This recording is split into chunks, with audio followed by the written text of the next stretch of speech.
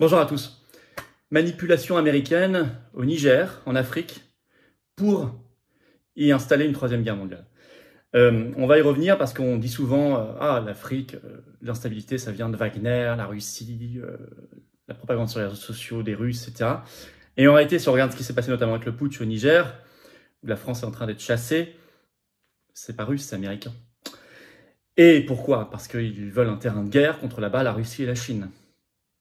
Et on voit des acteurs comme Victoria Nuland, américaine, qui est déjà très impliquée dans ce qui s'est passé en Ukraine et qui là maintenant s'occupe de ce qui se passe au Niger et en Afrique. C'est très inquiétant. Nous allons revenir là-dessus. Alors évidemment, la nullité de Macron, son arrogance, facilite le travail pour les Américains. Mais il faut qu'on regarde les choses.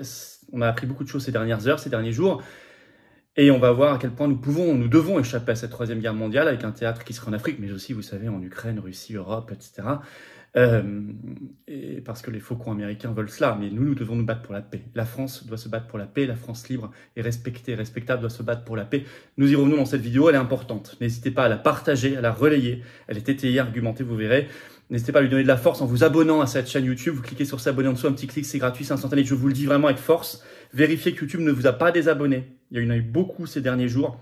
Réabonnez-vous s'il vous plaît, le cas échéant. Et vraiment, grand merci à ceux qui vont prendre cette seconde pour s'abonner à la chaîne, parce que ça donne tellement plus de viralité aux vidéos et à tout ce travail que vous faites quelque chose vraiment bien. Donc grand merci à vous, bien évidemment. Je ne porterai plus le masque.fr est toujours en lien sous la vidéo en description, site spécial qu'on aménage avec toutes les actions dessus, pétitions à signer, relayer, plein de choses, vous verrez. C'est important, on va en reparler bientôt parce que il y a des signaux qui viennent là aussi des États-Unis, mais c'est pas le cas, c'est pas le contenu de la vidéo du jour, bien sûr. Moi, je vous attends aux patriotes. Voilà, je vous attends, vraiment. On se bat pour la paix aux patriotes. Ah oui, on se bat pour la paix, mais on se bat aussi pour la dignité humaine. On se bat pour l'amour de la France, libre, éternelle, belle, rebelle. On se bat pour la liberté, nos libertés.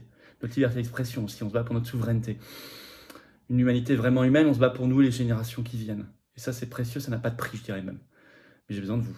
Dès maintenant. Pas la semaine prochaine. Pas dans un mois. Pas à la rentrée. Pas je ne sais quand. 2025, 2028. Non, maintenant. L'oligarchie, vous savez, il n'y a pas une minute où elle ne nous attaque pas. Elle nous attaque tout le temps. Venez. On va gagner. La résistance va gagner. On est le plus grand mouvement souverainiste et défense des libertés et de la paix de France. Alors venez, on est en métropole, outre-mer, à l'étranger. On est présent partout, on est organisé. Venez dans le collectif. Le lien pour adhérer ou reprendre votre adhésion annuelle, c'est tout simple, c'est le premier sous la vidéo en description. Ce lien est également commentaire épinglé, une petite fiche maintenant sur l'écran. Et dans les dernières secondes de la vidéo, le lien apparaîtra sur l'écran. Choisissez. Vous pouvez faire un don de soutien aux patriotes aussi, je vous y encourage. C'est le deuxième lien sous la vidéo en description. Ça permet de financer nos actions, puisque nous n'avons pas, encore une fois, les millions d'euros d'aide publique qui coulent sur nous comme sur les faux partis d'opposition. Renseignez-vous. Or, eux n'en font rien. Nous, on fait. Ça coûte cher. Arras, plusieurs dizaines de milliers d'euros. Les Européennes, la grande liste de rassemblement pour le Frexit, l'indépendance, en juin prochain, plus d'1 million, 1,2 million, 1,4 million d'euros pour avoir juste des bulletins de vote et des professions de foi. Et toutes les actions, les manifs, les opérations coup de poing qu'on fait tout le temps, grâce à nos formidables référents et militants. Voilà, faire un don, c'est comme l'adhésion à la réadhésion, c'est défiscalisé aux 2 tiers pour vous. Hein. Si en fait vous mettez 100, en fait ça vous coûte un peu plus de 30 après impôt. Si vous mettez 300, ça vous coûte 100. Si vous mettez 3000, ça vous coûte 1000. Si vous mettez 6000, ça vous coûte 2000. Si vous mettez 20, ça vous coûte un peu moins de 7. Si vous mettez 10, ça vous coûte un peu plus de 3. Réfléchissez à tout ça. Bravo aux donateurs, aux réadhérents en tout cas, bienvenue aux nouveaux adhérents patriotes. Alors, Afrique-Niger, manipulation américaine pour une troisième guerre mondiale, je le dis, je pèse mes mots et je l'assume, vous allez comprendre. Je crois qu'il y a des fous au pouvoir, c'est pas Biden au pouvoir, vous avez bien compris, c'est ce qu'il y a autour. On accuse beaucoup Wagner et la Russie. Je ne dis pas qu'ils en profitent pas, bien évidemment, je suis pas naïf là-dessus, j'en ai parlé déjà 100 fois, mais je pense qu'on ferait mieux de regarder du côté de Washington, et notamment du côté de Victoria Nuland, très impliquée comme elle l'était pour l'Ukraine dès 2013, on a vu où ça nous a conduit, je vais y revenir. La France est de trop là-bas. Les États-Unis veulent venir chercher la Russie et la Chine. La France gêne dans certains pays. Travail facilité de dégager la France par la nullité de Macron et ses graves erreurs, son arrogance, on va y revenir. D'abord, Niger, les États-Unis à la manœuvre. Alors ça a sauté aux yeux ces derniers jours dans l'affaire des ambassadeurs virés du pays. Puisque, on le sait par une dépêche AFP de ce 26 août, le titre Niger, le régime militaire, donc celui qui est issu du putsch du 26 juillet, ordonne le départ de l'ambassadeur de France sous 48 heures. Bon, ça va bientôt expirer d'ailleurs, au moment où on enregistre cette vidéo. Mais que l'ambassadeur de France. Alors, le prétexte. En fait, cette demande a été faite par le ministère des Affaires étrangères nigérien le 25 août, suite, je cite, à un refus de l'ambassadeur de France à Niamey de répondre à une invitation qui lui avait été faite pour un entretien le 25 août. Il n'est pas venu. Il s'appelle monsieur Sylvain Hitt. Alors la France d'ailleurs a répondu non, il y restera parce que les putschistes n'ont pas autorité. Mais remarquons que la France est le seul pays concerné par ce fait de virer l'ambassadeur, alors que les autres ambassadeurs aussi étaient convoqués, que eux aussi n'y sont pas allés à cette invitation du 25 août. Or, par exemple, je remarque que l'ambassadeur américain n'est pas chassé. Ambassadrice, plus exactement, enfin, on peut l'appeler une ambassadeur aussi, certaines demandent à être appelées comme ça. Peu importe. Chassé, comme déjà, je le remarque, les militaires au pouvoir au Niger n'ont pas demandé le départ des troupes américaines, alors qu'ils sont 1000 soldats, je vais y revenir, alors qu'ils ont demandé, dès le 11 août, le départ pour début septembre des 1500 soldats français environ présents au Niger. Donc ça, c'est une somme d'indices, vous allez voir, on a des choses beaucoup plus probantes qui nous laissent penser qu'en fait, derrière ce qui s'est passé au Niger, là, le 26 juillet, c'est une main américaine, et non pas une main russe. On va y revenir. D'ailleurs, les États-Unis sont très présents stratégiquement et militairement dans ce pays. Et ils militarisent de plus en plus à leur sauce, l'Afrique. Signe quand même d'une accélération vers une troisième guerre mondiale là-bas. Je m'explique. Le Figaro avait sorti un article qui est toujours en ligne le 9 août. Le titre « Drone, base secrète de la CIA, millions de dollars d'aide. Pourquoi les Américains sont au premier plan au Niger ?» Les États-Unis comptent aujourd'hui près de 1000 soldats dans le pays. Pour eux, c'est un allié clé en Afrique de l'Ouest face à Moscou et Pékin, je cite, donc on retrouve ce théâtre de guerre. Mais je remarque qu'en 2013, il y a 10 ans, il y avait 200 soldats américains au Niger. Il y en a aujourd'hui 5 fois plus. Les 1000 soldats, c'est la base aérienne 101 à Niamey, près de l'aéroport. Mais il y a aussi une base de drones dans le centre du pays, à Agadez. Et puis le New York Times avait révélé en 2018 qu'il y a aussi la base 201, base américaine secrète, à Dirkou dans le désert au nord, tenue celle-ci par la CIA. Alors, au-delà du Niger, il militarise à la sauce américaine de plus en plus tout le continent africain. Et ça, vous savez, il faut revenir à une grande enquête qui avait été révélée dans la presse d'investigation américaine dans The Intercept le 3 décembre 2018, qui avait été repris par toute la presse à l'époque, qui avait révélé, je cite, la présence militaire américaine en Afrique qui est bien plus importante que ce que le Pentagone prétend, je cite. Ça avait été repris notamment par le journal belge La Libre dans un article du 6 décembre 2018. Et à l'époque, le Intercept avait compté 34 sites militaires américains sur le continent africain. Ça, c'est en 2018. Sûrement beaucoup plus encore aujourd'hui. Donc 14 bases principales et 20 camps. C'était déjà le deuxième territoire pour les Américains extérieurs après le Moyen-Orient. Et à l'époque, déjà, Intercept notait, je cite, le Niger, nouveau joyau militaire des États-Unis en Afrique. Alors, dans leur ligne de mire aux États-Unis à base, c'est la Russie et la Chine, c'est clair. D'abord, Russie et Chine sont dans leur ligne de mire mondiale. C'est pour ça qu'il y a l'Ukraine aussi. C'est vous savez, la stratégie, l'objectif OTAN 2030, qui est un objectif de guerre mondiale, si vous lisez, qui a été signé à Bruxelles en juin 2021, avant la guerre d'Ukraine, et même si toutes les bases étaient posées, et on avait fait une vidéo spécialement là-dessus, c'est un texte très agressif. OTAN 2030. Donc le théâtre se joue aussi en Afrique. Pourquoi en Afrique? Parce que la Russie et la Chine ont pris de plus en plus de poids en Afrique. Ça, c'est connu. C'est mesurable depuis plusieurs années sur le continent africain. Vous savez, l'organisme spécialisé, le CIPRI, a réalisé que entre 2017 et 2021, 44% des armes qui ont été vendues en Afrique étaient russes. Près d'une sur deux. Que le rôle de Wagner a augmenté, très implanté notamment en Centrafrique, au Mali, en Libye. Ça, c'est RFI qui le notait dans un article récent, là, du 24 août, qui a beaucoup d'investissements et de projets miniers russes sur le continent africain. Bon. Pour la Chine, il y a aussi des projets et des investissements miniers massifs, de plus en plus. Il y a aussi de lourds projets d'investissement, notamment des lignes ferroviaires.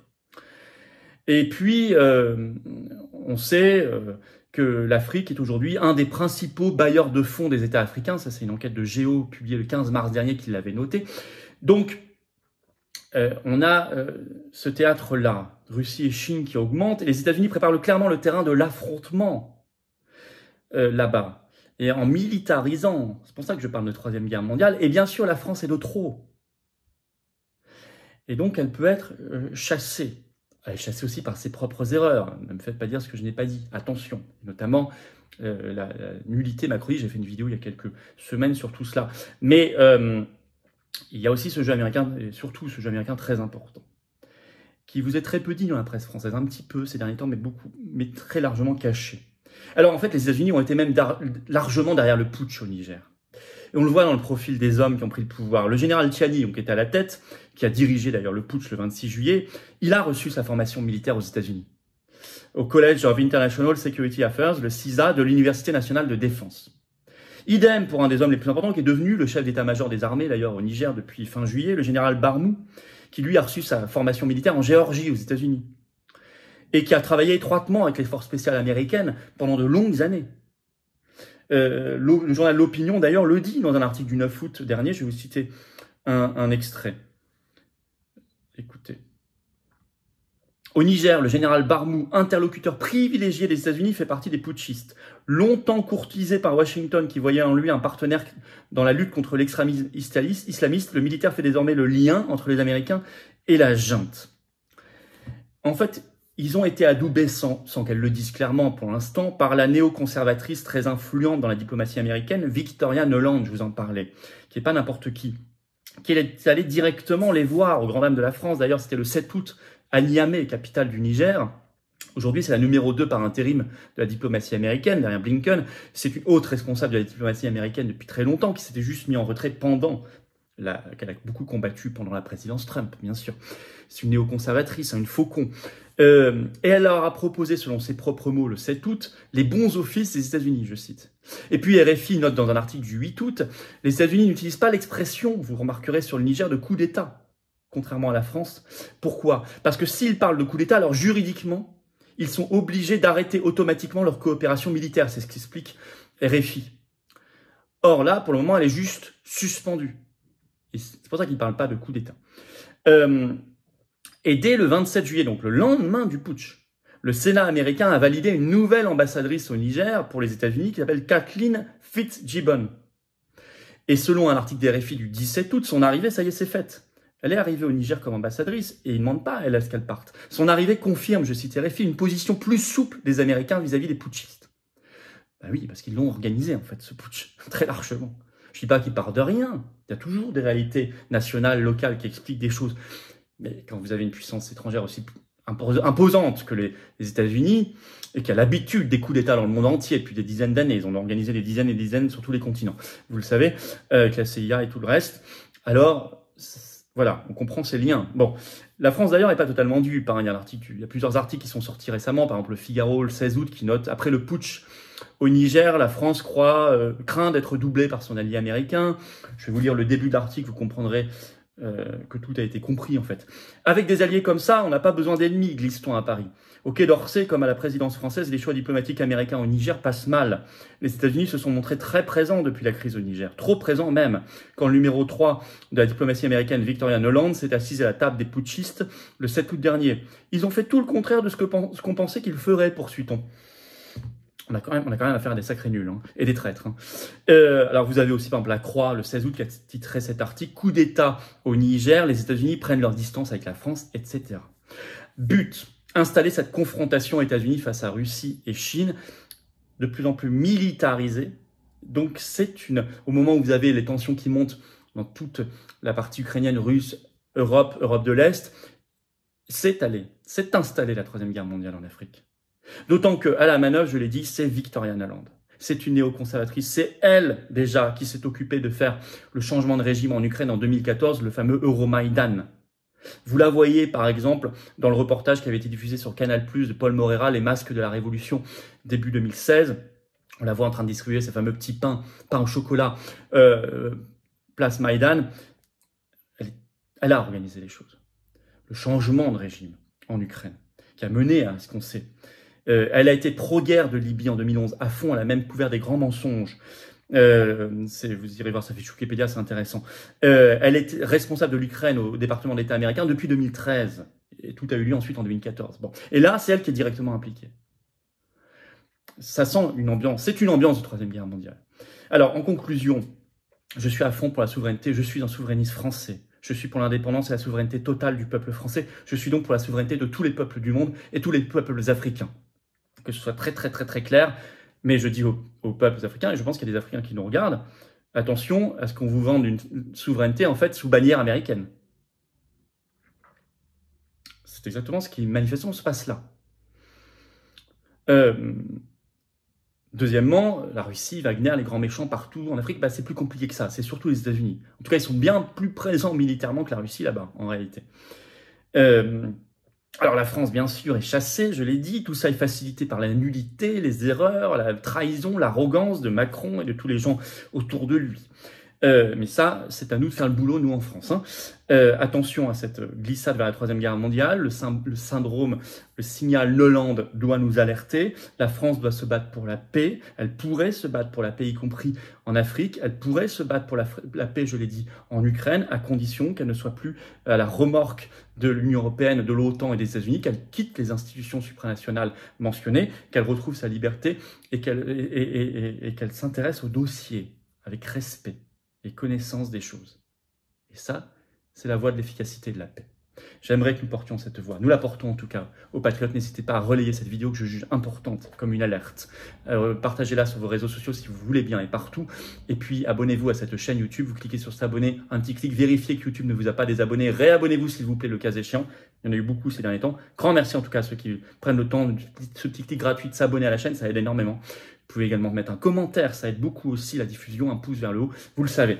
Je ne porterai pas le masque.fr, tout ça, enfin le lien est sous la vidéo en description. Allez voir, il y a des pétitions à signer, à relayer si ça n'est pas encore fait, c'est important, notamment pour nos enfants. Et je vous attends, patriotes. Voilà, la paix est là, la liberté est là, la souveraineté est là, la dignité humaine est là, la vérité est là. En tout cas, le combat pour la vérité est là. On ne prétend pas avoir la vérité, mais on se bat, nous, pour la vérité contre l'empire du mensonge. Et c'est déjà très important. Je vous attends, patriotes.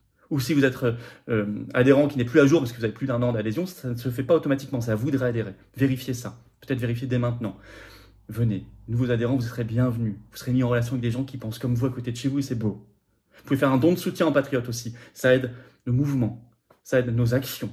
Plus d'affiches, plus de tracts, c'est très concret. Hein. Plus de manifs, plus d'opérations coup de poing, style Pfizer, blocage des Champs-Élysées, les commissions européennes, BlackRock, etc. Tout ce qu'on fait, tout ce qu'on va faire.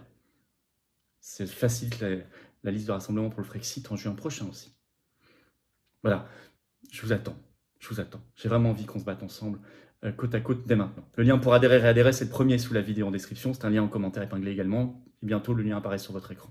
Faire un don de soutien aux patriotes, c'est le deuxième lien sous la vidéo en description. On ajoute des avantages personnalisés au-dessus de certains dons, adhésion, réadhésion. Allez voir sur notre site, intéressez-vous, c'est intéressant.